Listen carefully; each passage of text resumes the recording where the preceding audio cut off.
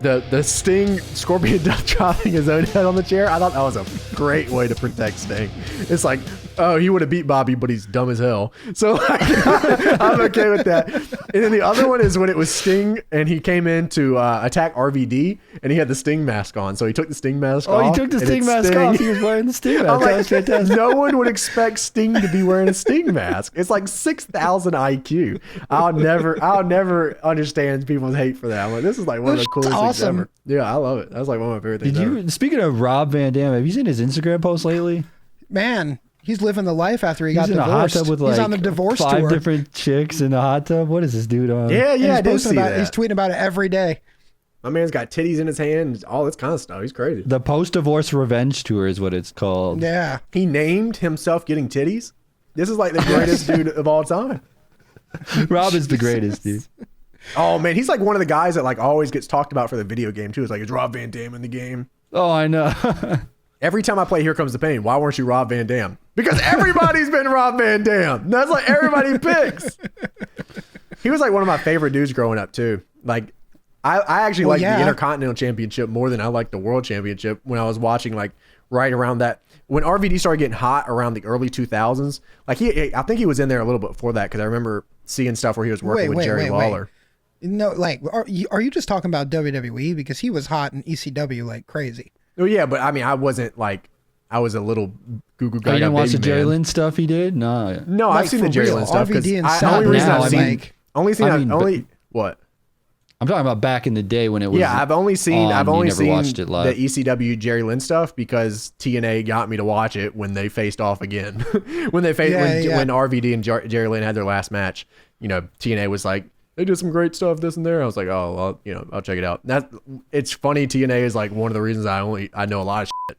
It's because they would. It was really weird because like in the ECW days, like, you know, really late at night, Rob Van Dam was like super hot at the time, and like it was so weird as a kid watching it because like his last name Van Dam, and he kind of looked like Jean-Claude Van Damme. It was like it was really weird and confusing, but this dude just did a bunch of crazy shit and outside of the ring, and like.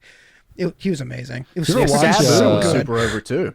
Oh my God, Sabu was incredible, and they had some crazy shit. Like they earned their reputation. I believe I first heard about ECW because of Sabu and Rob Van Dam. Like those were the first two names. The only that I remember. dislike I hated about Rob was Bill Alfonso and the whistle, because I hated watching his matches because Bill Alfonso blowed that damn whistle every 5 seconds of the match, and it was the worst. It worked though. It was good. But Rob Van Dam, like half of his matches, he was just walking around outside, like tagging fans' hands and not even wrestling. Like you could watch Guilty as Charged. He put both his hands up and do the spin. That's like my favorite RVD thing. Guilty as Charged 2001. Like half of that match is Rob Van Dam just outside the ring, like I'm so cool, walking around, like tagging fans' hands, like because he was high as match. Yeah, he was.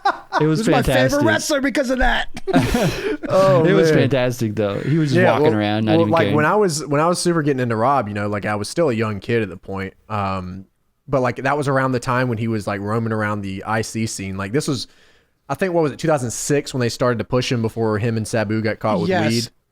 And they had the what was the pay-per-view they had where he beat Cena around that time? It was the One Night Stand.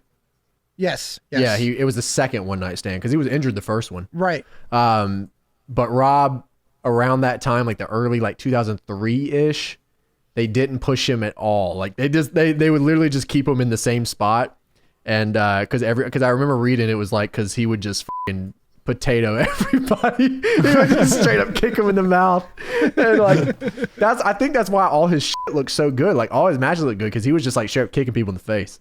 And that's awesome. Like Triple H is like, I am not working with this dude. I'm not working with this guy.